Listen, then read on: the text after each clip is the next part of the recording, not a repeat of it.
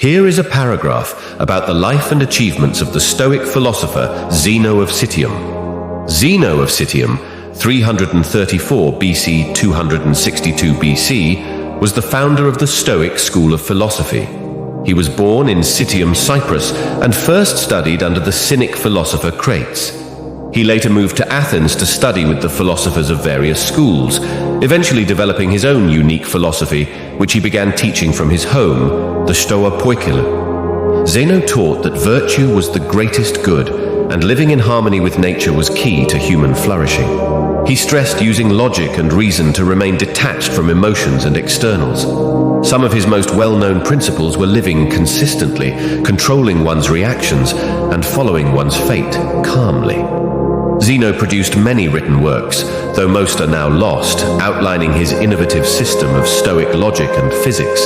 He headed the Stoic school for nearly 3 decades before his death, creating a legacy as one of history's most influential philosophers. Among his most famous sayings was that man conquers the world by conquering himself. And unfortunately, very few original sayings or aphorisms from Zeno of Citium survive, since his written works are largely lost. However, here are some notable aphorisms attributed to Zeno of Citium, the founder of Stoicism. The goal of life is living in agreement with nature.